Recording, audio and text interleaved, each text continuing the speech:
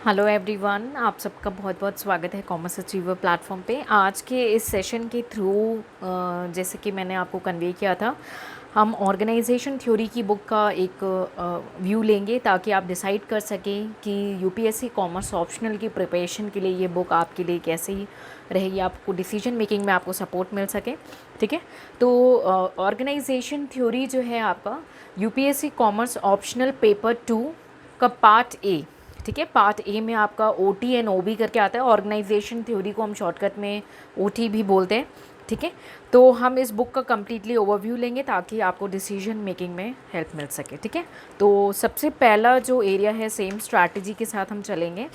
ठीक है, कि हमारे सिलेबस के क्या पार्ट हैं और वो पार्ट्स कैसे कवर हैं, क्योंकि सबसे ज़्यादा जो है आपका सिलेबस कैरी करता है ओ टी का। तो सबसे पहला पॉइंट है हमारा nature and concept of organisation. आप देख सकते हैं, तो हम इंडेक्स में क्विकली देख लेते हैं। Nature and concept of organisation आपका गिवन है। ठीक है, उसके बाद सेकेंड में हमारा है एक्सटर्नल एनवायरनमेंट ऑफ ऑर्गेनाइजेशन, और एक्सटर्नल में भी आपका technological, social, political, environment and legal aspect पे ही फोकस किया गया है। तो हम देख लेते हैं, हमारा एक्सटर्नल एनवायरनमेंट ऑफ ऑर्गेनाइजेशन आपका कवर्ड है। ठीक है, ऑन एन एवरेज 80 पेज का हो गया ये पूरा डिटेल। देन है आपका ऑर्गेनाइजेशनल गोल्स। ठीक है, तो हम देख लेते हैं।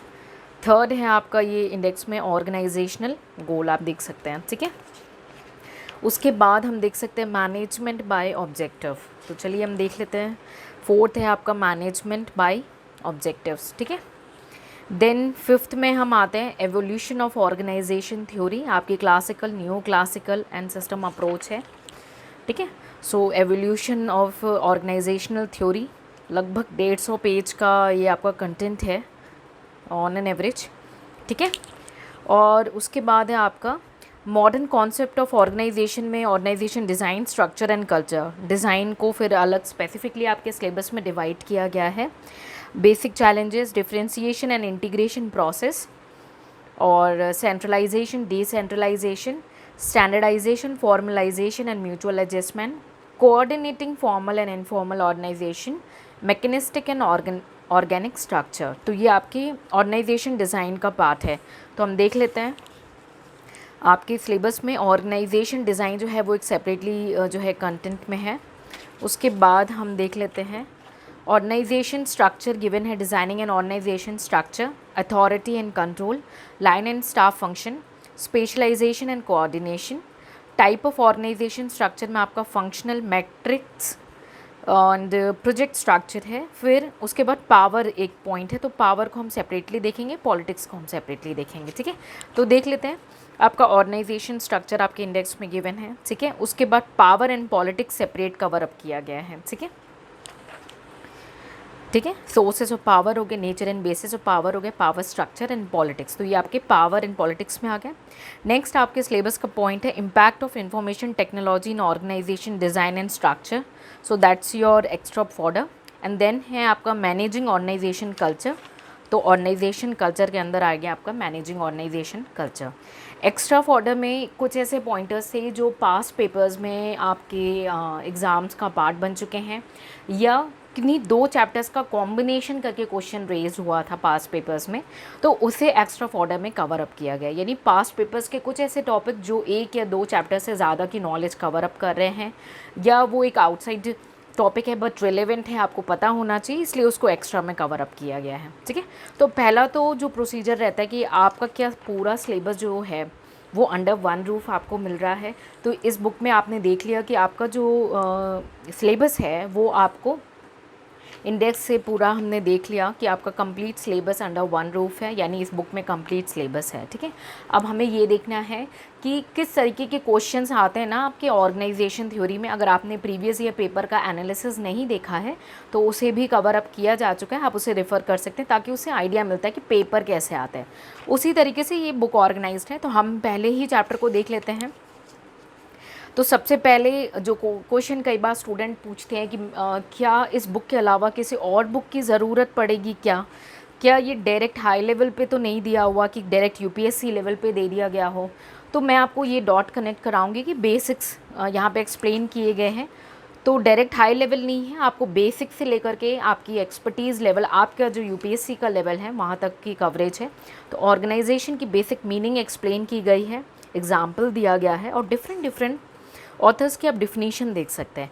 क्या इतनी ही डिफिनीशन होती है? बहुत सारी डिफिनीशन होती हैं, लेकिन इसमें कुछ जो है मोर सिलेक्टेड डिफिनीशंस हैं। और ये क्यों इंक्लूड की गई है? रीज़न भी यही है कि अगर आपने प्रीवियस ईयर पेपर का एनालिसिस देखा होगा तो आपके कई बार स्कॉलर्स के वर्डिक्स या उनकी डिफिनीशन के बेसिस पे आपको एक्सप्लेनेशन, एनुमरेशन, ठीक है, या आपका कमेंट पूछा जाता है। तो जब आप उसे यहाँ पे प्रैक्टिस कर लेंगे तभी आप उसे एग्जामिनेशन हॉल में सॉल्व कर पाएंगे। तो उसकी तैयारी यहाँ पे आपसे होलिस्टिकली कराई जा रही है। तो बेस कवर है, आपको ऑर्गेनाइजेशन क्या है ये बताया गया है, और उसके बाद स्कॉलर्स की डिफिनीशन भी इंक्लूड की गई है, ठीक है। उसके बाद हम देख सकते हैं ऑर्गेनाइजेशन का पर्सपेक्टिव है माइक्रो एंड मैक्रो, उसे भी सेपरेटली जो है एक्सप्लेन किया गया है। इंटरव्यू का एक बार क्वेश्चन था डिफरेंस बिटवीन ओटी एंड ओबी, आप जो 2 सब्जेक्ट पढ़ रहे हैं उसका डिफरेंस ही कई बार स्टूडेंट्स को नहीं पता होता, तो वो भी एक बेसिक पॉइंट, यानी इंटरव्यू लेवल के जो पर्सपेक्टिव क्वेश्चंस रह सकते हैं, बहुत ही बेसिक क्वेश्चन रह सकते हैं, वो आपके क्वेरी ना बने उसे भी इस बुक में इंक्लूड किया गया है, ठीक है। तो हम देख सकते हैं कॉन्सेप्ट को भी 2 पार्ट में बताया गया, तो आप देख सकते हैं बेसिक्स आपके यहाँ पे कवर है, ठीक है। और इसके बाद आपको ऐसे बुलेट पॉइंट्स में गिवन है एंड देन उसका डिटेल एक्सप्लेनेशन है। आप एक बार एक्सप्लेनेशन को अंडरस्टैंड करें और फिर बुलेट के थ्रू रिवीजन कर सकते हैं, ठीक है। तो मैं एक बार जस्ट ओवरव्यू आपको करा देती हूँ, ठीक है। एग्जाम्पल्स हैं अच्छे खासे, ठीक है। ये आपकी ऑर्गेनाइजेशन थ्योरी, तो ऑर्गेनाइजेशन थ्योरी होता क्या है उसे भी जो है डिटेल में एक्सप्लेन किया गया है, डिफरेंट स्कॉलर्स की डिफिनीशन, फिर कैरेक्टरिस्टिक्स क्या हो सकते हैं, ठीक है, उन कैरेक्टरिस्टिक्स को भी बुलेट पॉइंट्स में डिटेल में एक्सप्लेन किया गया है, ठीक है। नीड, इंपॉर्टेंस, एडवांटेजेस, सिग्निफिकेंस, आप ये देख सकते हैं, ठीक है।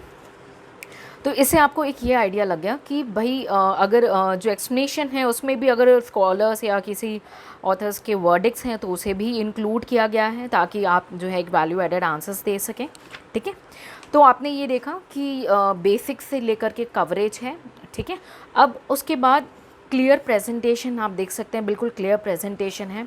हेडर एंड फूटर दोनों में स्पेस दी गई है। अगर आंसर राइटिंग के दौरान या आपको कोई न्यूज़ से अपडेट मिल रहा है और कोई आपको नोटिंग्स करनी है तो वो आप यहाँ पे कर सकते हैं, वो आपकी चॉइस है। यहाँ पे एम्पल स्पेसेस दिए हुए हैं, आप इसका फुल यूज़ कर सकते हैं, अपना रिवीजन भी यहीं पे कर सकते हैं, ठीक है। तो ये तो मैंने एक आपको बेसिक दिखा दिया। अब हम एक कुछ थ्योरी की ओर चलते हैं ताकि आपको कॉन्फिडेंस आ जाए, ठीक है। देखिए ये थ्योरी निकल आई, मैंने एडहॉकली आपके सामने बोला है। टेक्नो स्ट्रक्चर आपका जो है थ्योरी में एक बार क्वेश्चन आया हुआ था, तो ये देखिए सारे पॉइंटर्स यहाँ पे कवर अप किए गए हैं, ठीक है।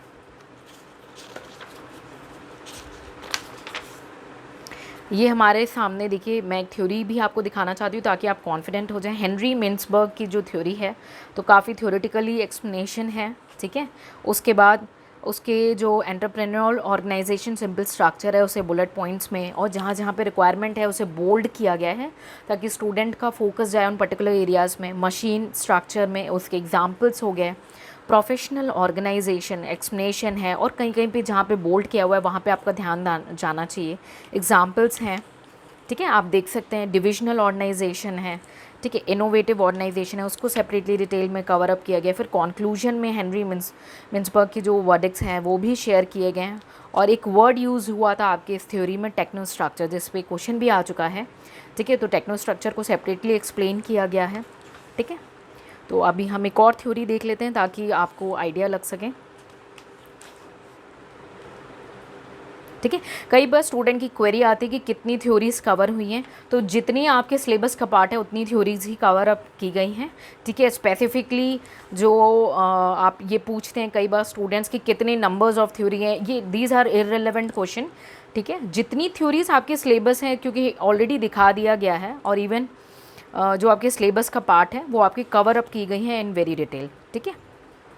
तो नंबर्स में exactly counting it's not these question. Sometime student ऐसे क्वेश्चंस पूछते हैं कि इट्स लाइक कि उन्हें क्या आंसर्स किया जाए, that is totally it's of like no use of questions कि भाई इतने पेजेस में दिया गया है, ये कितने पेज की थ्योरी है, उसमें कितने बुलेट पॉइंट्स हैं। These are not practical questions, ठीक है। तो मैं आपको एक बुलेट पॉइंट्स का एक मैंने ओवरव्यू आपको दिखा दिया गया है, क्योंकि कई बार स्टूडेंट ऐसे पूछते कौन कौन सी थ्योरी है, पूरा मुझे लिस्ट चाहिए एंड ऑल।